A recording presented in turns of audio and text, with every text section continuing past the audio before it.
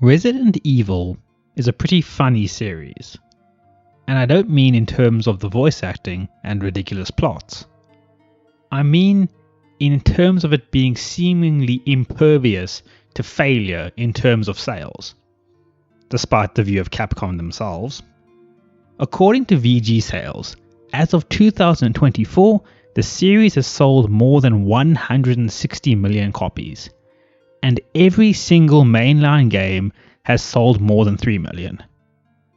Now, this isn't that peculiar for a massive franchise, but the key is that this happens even in the face of negative fan and critical reception.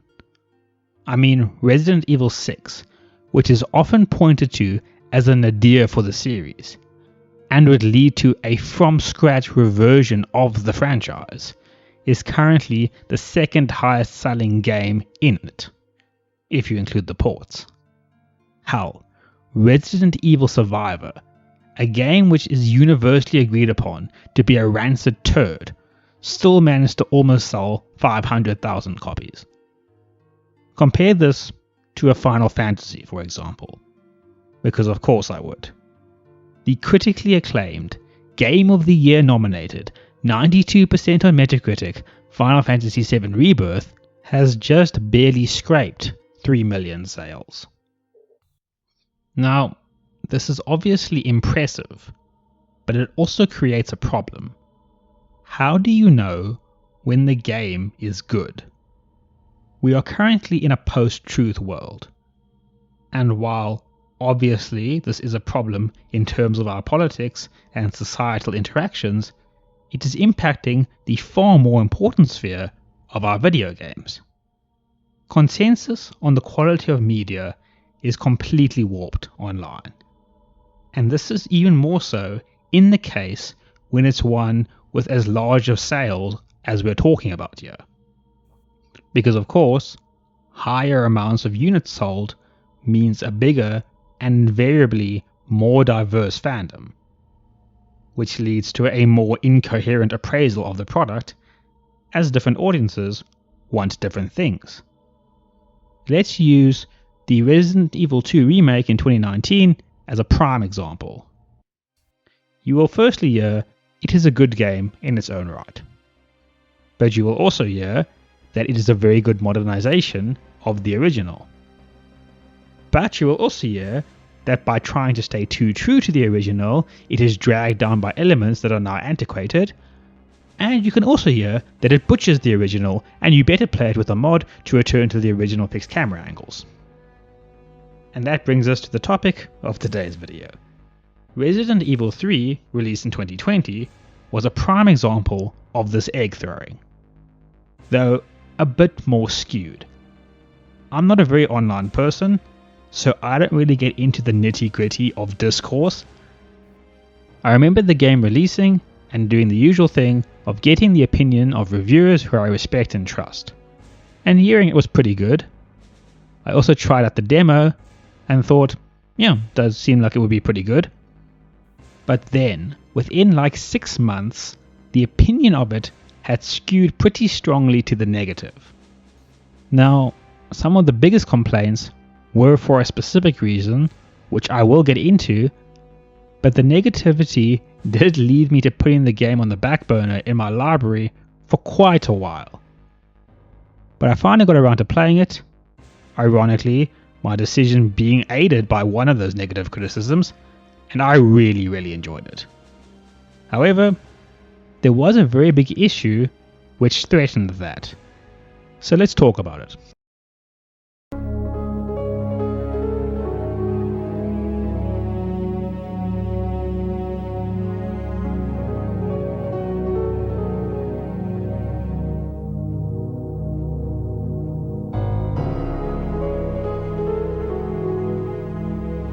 But before we get into the meat of the criticism, I thought it might be a good idea to just quickly start with the detail of my experience with the series and what I look for from it, just so you know the perspective my critique is coming from.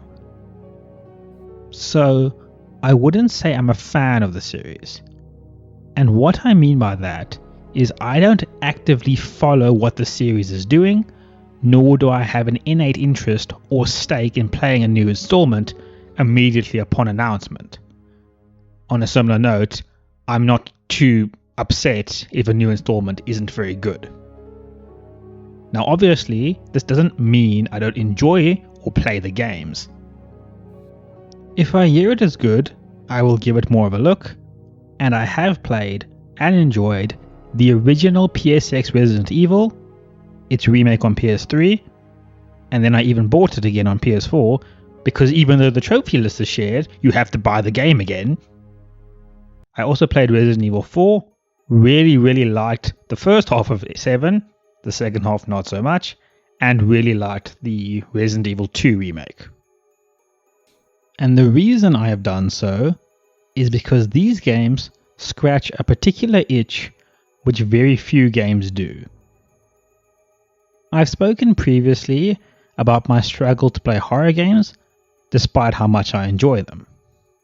That my need for immersion doesn't gel very well with working until 6 in the evening 6 days a week. And that my solution for that is to look for games that are horror themed and horror adjacent. And that's a key thing. I don't find Resident Evil games to be particularly scary. Apart from the first 2 hours of Resident Evil 7, that was peak. And also, while RE2 Make wasn't scary per se, it did have a good atmosphere or unease that did create a trepidation into continuing forward. But otherwise, it is just that. Good atmosphere and vibe, but more importantly, this is a series that I go to particularly for its gameplay. Obviously, enjoyable gameplay is always a positive, but I am on record of saying that RPGs having good characters and story will lead me to being more lenient if the gameplay is not 100%. On a similar note, Silent Hill can have all the fluid gameplay at once, but without its oppressive atmosphere and well-designed creatures, it's nothing. However, with Resident Evil, it is that resource management, survival horror gameplay the series defined and now has mastered that's most important. So that's where we can start the critique from.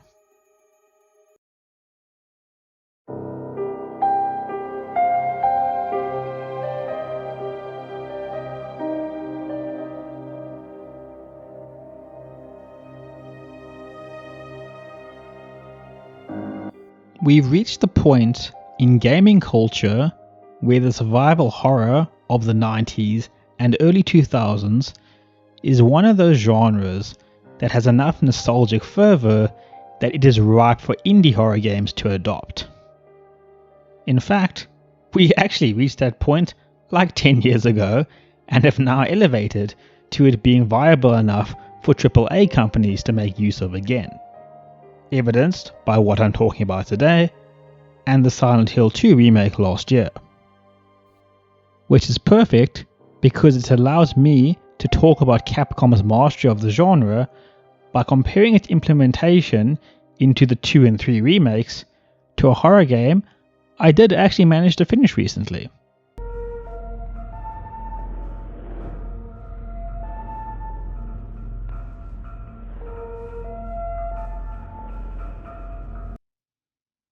Signalis, created by Rose Engine and released in 2022, wears its survival horror inspirations on its sleeve.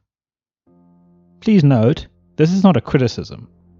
I have absolutely no issue with works referencing their predecessors so long as they are able to be coherent in their own right, which Signalis definitely does. The game is more often referred to in terms of its Silent Hill similarities. And that does make sense.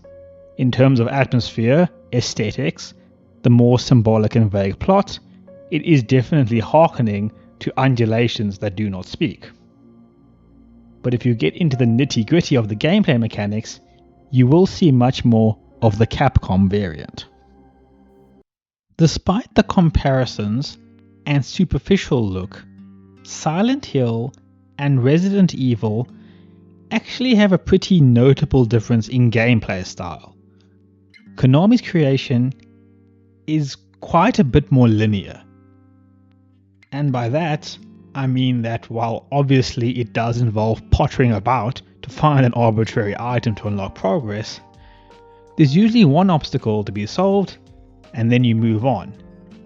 And so it doesn't have as much backtracking, and because of that, as many shortcuts. But more importantly, Silent Hill doesn't have inventory management.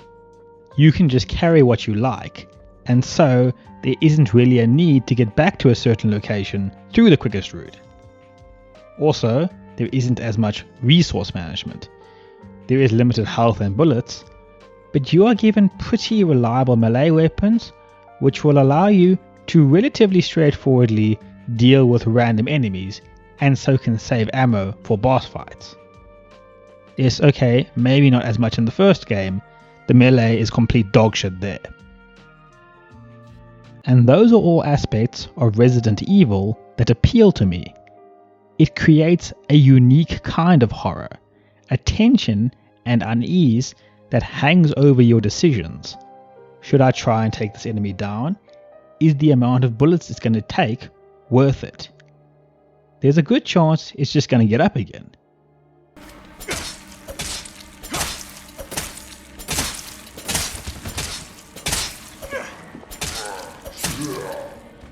And if I'm going to kill it, should I maybe use my shotgun? I mean, it will need less bullets to do that, but those bullets are more valuable. You know what? I've actually got a fair amount of health items. Maybe I can just try and squeeze past it, rather risk taking a hit than using ammo. It creates a satisfying mix of puzzle-like thought processes that require you to strategize how you move forward, as well as this feeling of doubt and dread afterwards that you might have made the wrong decision.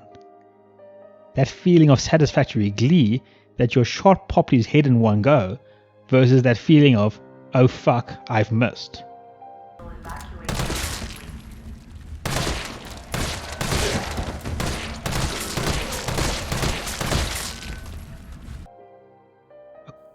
A quick note, by the way, I played on hardcore from the off because it gives the best circumstances for this gameplay loop to realize itself. For the purposes of footage capture, I actually played on easier ones because I didn't think I was going to do a video in the first place, so I don't actually have footage of the hardcore playthrough. I promise I did it, here's the trophy to prove it. But yeah, the easier ones, levels don't really give you the same vibe. Anyway, Inhabitant Dastardliness runs this thread so well. The feeling that you don't have enough resources to finish the game, while simultaneously having enough to make it through as long as you're a bit smart and reserved. You will learn the shortcuts, realize which enemies you can jink past, and will think to chart your next course for all actions that you will take before returning to the save point. And there are particularly two features that the series has honed to amplify this experience. Firstly is the map. This version of the map needs to be used in any game trying to emulate this style. I mean, they already were well crafted in the initial iterations of these games, with the marking of puzzles that need to be solved, indicating locked doors to be opened, and doors that are completely unopenable, but the remakes have brushed it up even further with the color marking feature where blue indicates the room has been completely cleared and red means there's still stuff to do. Either there's still a puzzle to solve or an item to be picked up. And on top of that, it will also mark the locations of items in that room that you haven't picked up.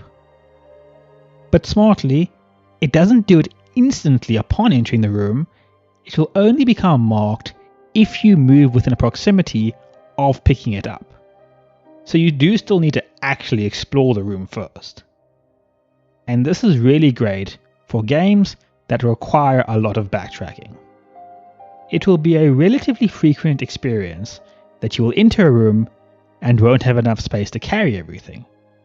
Or it might be a situation where you're getting mogged and so don't actually have a chance to fully case the room while fleeing. So it's great to know that there are reasons to return to it. And by having it also indicate to you what the item is, it works into your planning. Is it really necessary to risk making the journey for a small item? Well, theoretically, I have a bit of a psychopathic desire to have everything blue and will lead to my legs being sliced off in order just to make sure I've picked up everything.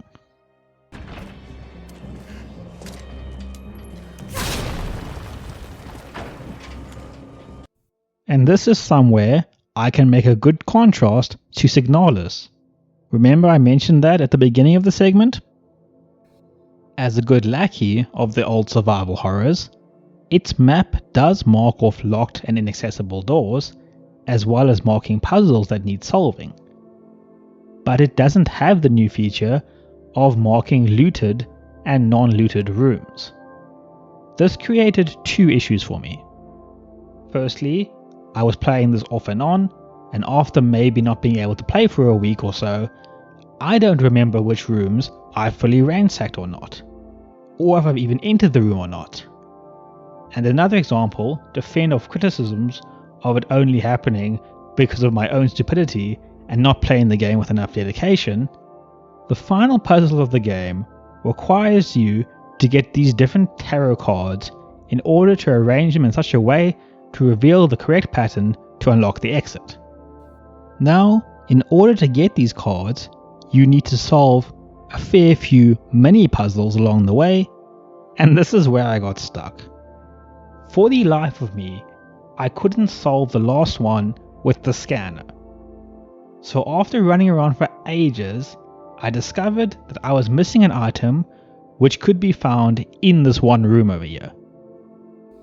Signalis is a pretty dark game in general, but like in Silent Hill, there are specific rooms that are deliberately darker in the sense that even for the character in the game, it is too dark to see anything. And these rooms require you to use the flashlight to be able to see. Now, all you clever people watching out there can probably imagine what would happen if one were to open up the only source of light in a very dark room.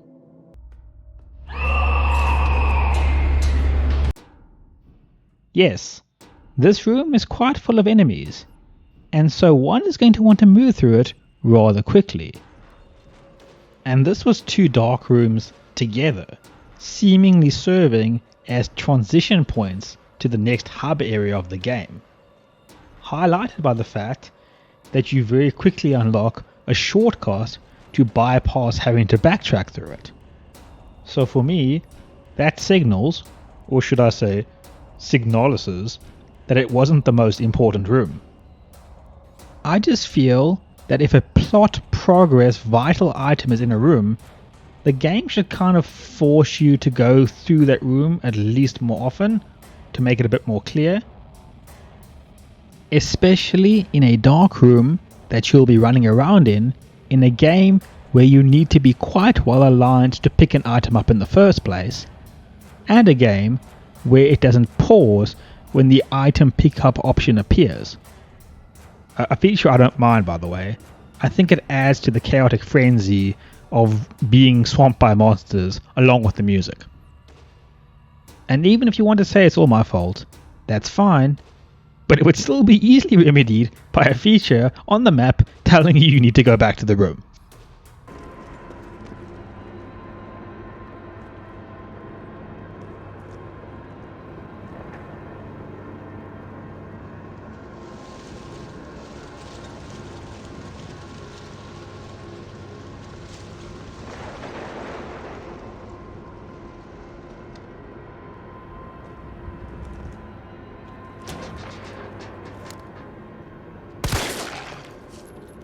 But enough about me justifying my incompetence. Let's get on to the other key feature that we've been hovering over. The resource management, and specifically the inventory management. The base inventory size is already sizable enough that you aren't having to run back and forth all the time. But it's not just the size. You also aren't overloaded with so many items at one time. Particularly, key plot items, or ones for solving puzzles, are not thrown at you in quick succession, or at the very least, are within a close proximity of an item box.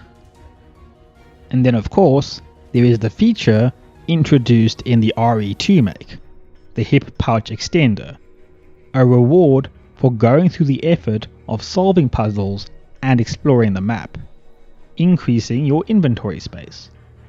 This will generally allow you to depart from the item box with a means of healing, 2 to 3 weapons depending on the size, ammo for these weapons, and a necessary plot item. But even with all of this, there still isn't a feeling of complete comfort. There is still an uncertainty regarding whether you have taken the right weapon and whether you have enough ammo with you. And this is due to the fact that one encounter can lead to you using up a lot of items if you aren't accurate enough, or make poor decisions, or just generally aren't aware of your surroundings. Again, let's jump to make the comparison with Signalis. I think anyone with some chops in the horror genre is well aware of the game's reputation when it comes to inventory space. But a quick explainer for the uninitiated. Upon its initial release, you only had 6 inventory slots, and upon receiving it, one of those is going to be taken up by the flashlight.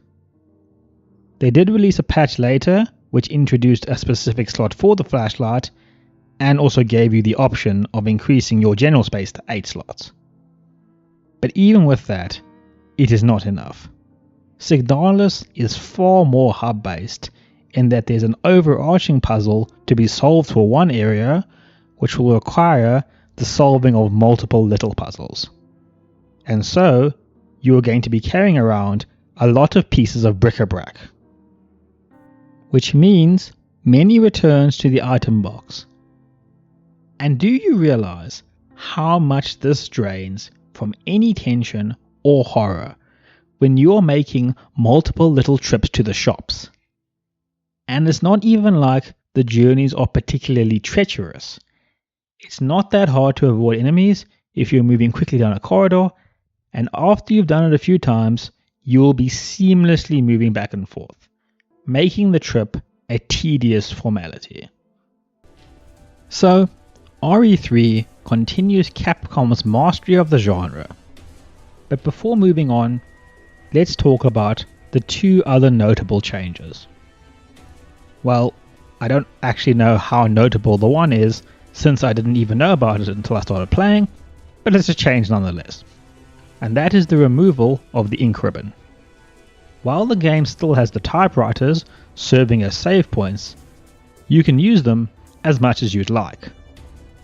I'm completely neutral to this change. The ink ribbon did always add to the resource management aspect, as well as some tension in how much of your luck are you going to push before you make use of one. But at the same time, I realized that RE3 is shorter with smaller areas, so you're generally going to be moving on quicker anyway. So, not really an issue. What I do have a bit more of an opinion on is the quick step. Save for the timing being a bit wonky, I do like it. Firstly, it just makes sense in universe. Jill was part of a special forces unit. You would think that she would have some level of agility. And I also do like that for Carlos, it's changed to an almighty buff. But I also appreciate it from a gameplay aspect. Even if you don't get the perfect timing, it helps to jink past a zombie when attempting to escape, or if you just want to make some space for yourself to take a shot.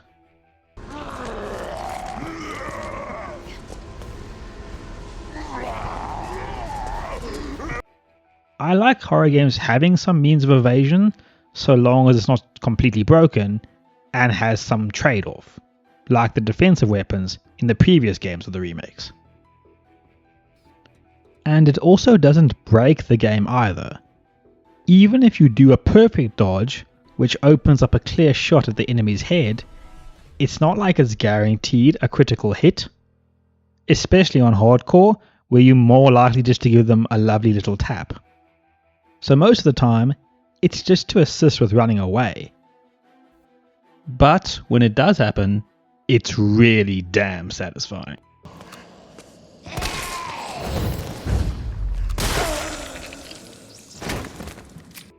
And even then, a lot of the time, encounters are in confined passageways or in areas with multiple enemies. So if you're not careful, you can actually roll yourself into a corner or into another enemy.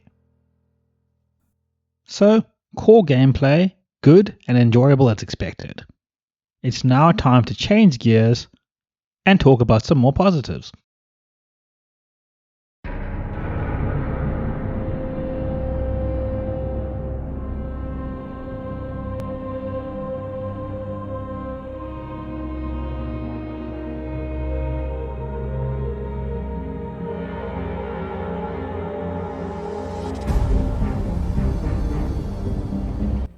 I'm going to talk about these two things in one segment because they aren't really substantial enough on their own. The first is, this game looks damn good. And I don't just mean in a graphical fidelity kind of way, though that is true. What I'm referring to is in the design area. Particularly the lighting in this game is so good at creating the atmosphere we're looking for. The contrasting between dark and the neon lights of the city really do wonders. There's some amazing shots with the shadows in this game. It does drop off slightly in the final area, the research facility, which is always the worst area in a Resident Evil game, but that's a small segment. On the whole, it's really, really good. Just like the facial expressions, they are also amazing. That is a tasty Jill sandwich.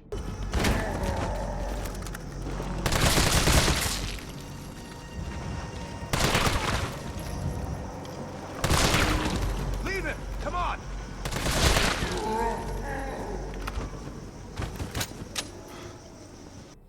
And speaking of beauty, let's get onto Jill's lovely personality.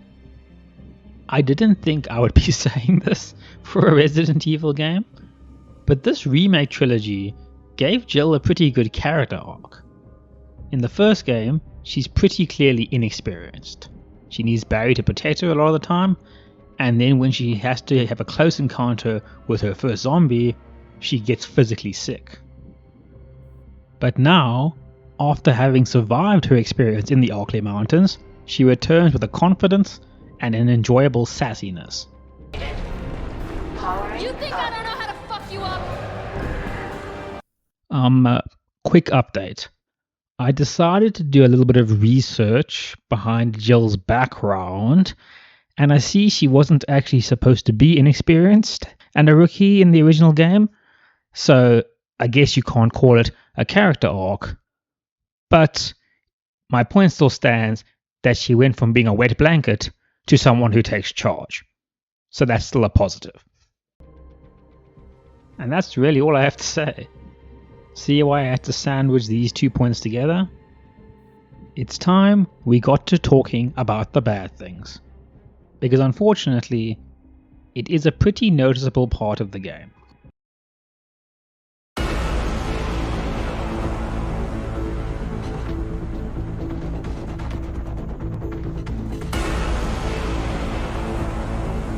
Yes, the worst part of the game is the thing it's named after. Let me just preface this section by saying I haven't played the original RE3. Well, that's not strictly true. I got the original as part of the lump of games that included Kodalka. And I did start playing it, but being a young moron, I just slammed the first option when starting the game, which meant that I was given unlimited increments and the Magnum from the start. Now, at the time, I didn't know that this was unique to a specific difficulty setting. Rather, I thought it was just standard for the game. And I thought it was extremely stupid, and so didn't want to play it. And yes, I would obviously discover later that this is specific to the difficulty, but the point is, I don't have a history with the game, and so all my comments about this remake are about it in its own right, with no concern for how it recreates or works off of the original. With all that being said, the actual Nemesis is a major drag on this game. I found his appearances to be an annoying intrusion upon the spiffing survival horror experience I was having. And that is the key word. He is an irritating imposition, inserting himself without being asked. He's not threatening or scary. He does hit hard, but he is extremely easy to avoid with any quick step, regardless of how well timed it is. And I think the developers knew that because, apart from his boss fights, the encounters where you are supposed to run from him involve having to avoid regular zombies darted about. And I can see why. If it wasn't for them, I would never have died in these segments. Because he can hit very hard, you obviously do want to keep an eye on him. But if you do that, you're not going to be aware of what's around you, and so you can quite frequently get munched, and then while being munched, he will come and give you a smack like the little coward he is. So, I did die a fair few times, and that does dampen the tension quite a bit. I haven't seen the video myself, but I believe Joseph Anderson made the argument that horror games aren't scary because of the fact that you can just come back to life, which removes the tension there. Now, as someone who doesn't find horror films very scary, and games more so, I obviously don't really agree with that, but there's a variation, I would argue, and that is horror games can't be too difficult, or have that you die too much, particularly in one area. If you keep dying at one point over and over, any sense of fear or horror is gone, as frustration becomes your overriding emotion. And that is even more so when you feel like your deaths aren't really happening because the enemy is particularly fierce, or your skills are poor, but rather that he just gets his mates to come get in your way. Felt that, did you? This leads to a trial and error situation where you are mostly just memorizing patterns for how to navigate the section, which then ties into the even bigger problem. He is very scripted. Let's make a comparison with this game's proof of concept, Mr. X in the RE2 make. Now, obviously he was a feature of the second playthrough of the original, but it's pretty clear that he was shunted to a more prominent spotlight in the remake as a means of testing for Nemesis. They have very similar animations and frames, and even the sound effects of their clomping is the same. And yet, the trial worked out better than the dedicated rollout. Now, Mr. X himself has been criticized for being a little too easy to game, due to the fact that there are certain rooms that he just doesn't enter, allowing you a collection of safe rooms that you can run to when needed. Good day. At the end of the day though, you still have to move around in a far more non-linear collection of spaces and do a lot more backtracking. As a result of this, it gives you more ways to use your own wits and find ways to circumvent him, rather than just learning the correct path. And likewise, it is also more possible for him to ambush you while you are busy doing something else, and leads to more risky decision making, as you have to be concerned that firing a shot to move an enemy out of the way might alert him to your position. So, he feels like a far more natural part of the survival horror experience, an addition to the puzzle resource management rather than an imposition upon it.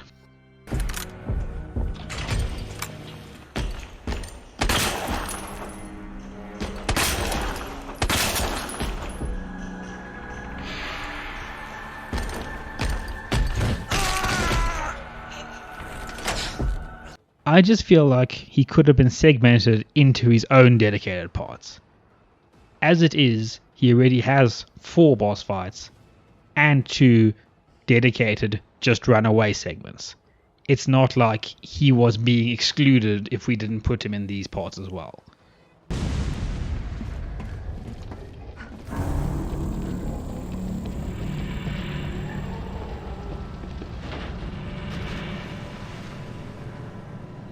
Bitch can't even swim. Carlos, respond. Yeah, what's up? We didn't make it. The train derailed. Derailed? Was anyone hurt? No, everybody's dead.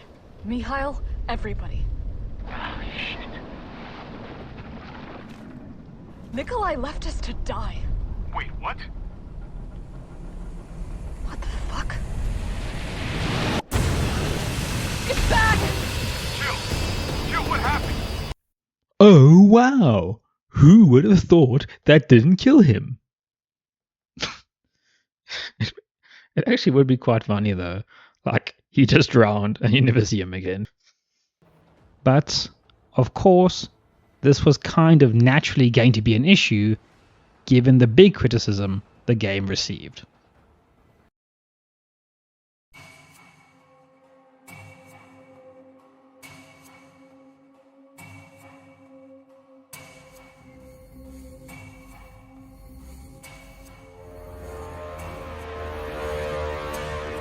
Let's start off with the one part of this criticism that I pretty much mostly agree with. The game was criticized for being short, but particularly that it is a short game and there isn't really much replay value to it. Resident Evil has more often than not had multiple characters, A and B runs, multiple endings, or new modes that unlock upon your first completion, and so providing you reasons to play the game again. And that is not a feature here. All you have is new difficulty modes. There are challenges you can do to unlock items to help you in those modes, but isn't the point of a higher difficulty more of a challenge? So it does mostly seem there to make it easier for trophy reasons. Okay, another quick update. Since I wrote the script and did the recording here, I have actually started playing on Nightmare mode. And it is more of a difference than just higher difficulty.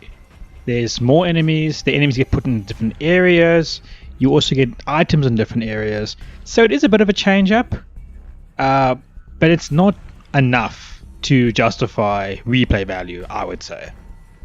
Though it did allow me to do this really sick dodge that I'm not sure how I got away with.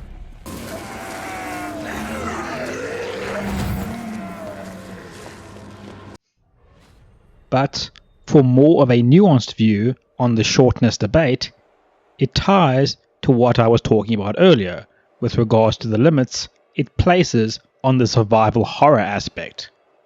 The areas are much smaller and more linear, which will naturally create a chance to damage gameplay loops, as there will be inevitably less backtracking or detours to take. But it doesn't have to. With a little creativity, you can still make a succession of areas with certain challenges or objectives that creates tension and difficulty. A good example is when you have to return the power to the train lines. You need to go into this power station where you have to throw 4 switches, but the area is infested with these bug creatures. And it was a really enjoyable little part.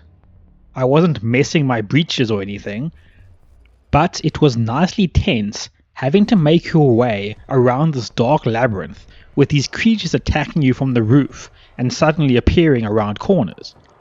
You are left double checking around you before attempting to flip the switches, as they will attempt to close in on you. And honestly, when they inserted their eggs into Jill, it was really quite disgusting.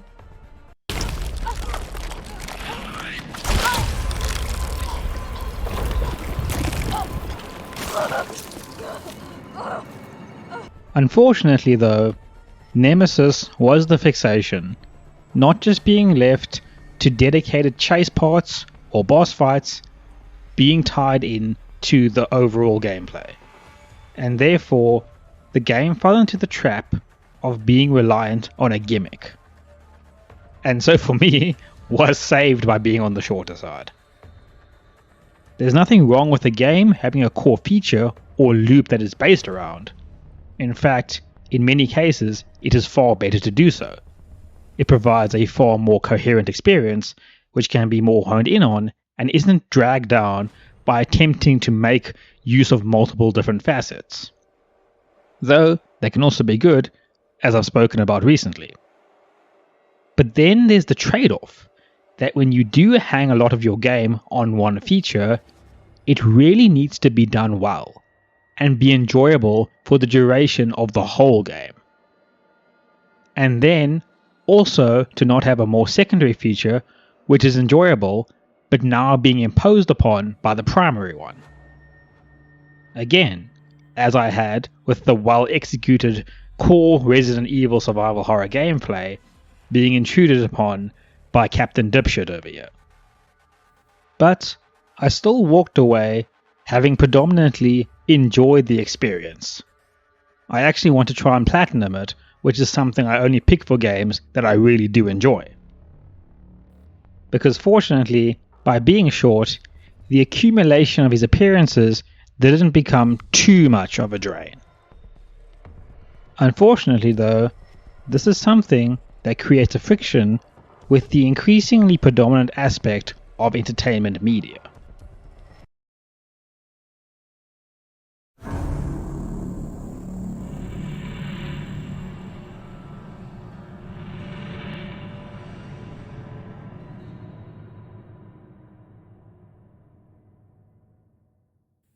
Resident Evil 3's release was one of the worst cases of timing. It came out in March 2020, 1 month before the world would begin to fully lock down and stay indoors. And so making the intro a little bit... A citywide emergency has been declared. The CDC has quarantined the lower Midwestern region of the U.S. But it would also be the beginning of the period we are now in. The rapid escalation in video game budgets resulting in a requirement for them to pay those costs back 10 to 20-fold. These two factors played into really making the game's length a point of contention. Firstly, people are just stuck inside now, and so are playing games more, and so are going to want those games to go further, take longer to finish, have more stuff to do, more general replayability. But more poignantly is the debate which still continues now in a time where you are able to go outside.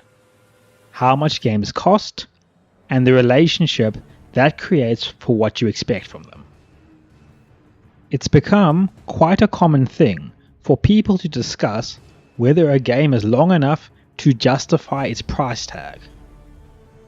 Now, I've always found this quite offensive and an insult to art for it to be judged based off of how long it'll keep you staring at it, as if time spent is worth more than the actual value of the experience it provides you with.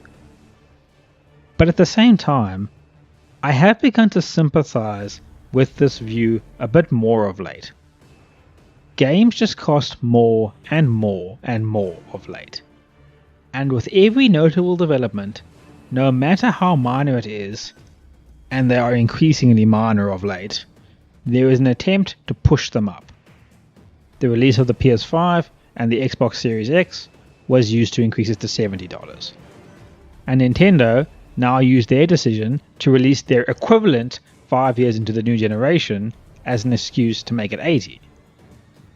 And Rockstar wants to make it $100, just because they've decided to have an insultingly exorbitant budget for Grand Theft Auto 6. A company which has fleeced people dry with Grand Theft Auto Online and a release for Grand Theft Auto 5 on every console made since its first release. So it's completely understandable that someone would look to how much they can get out of a product before buying it. I mean, I've spoken about how happy I was with my Resident Evil 3 experience, but I only bought the game a lot later, on sale, for like a third of the original price. Can I say that I would have felt the same if I paid full price? I honestly don't know.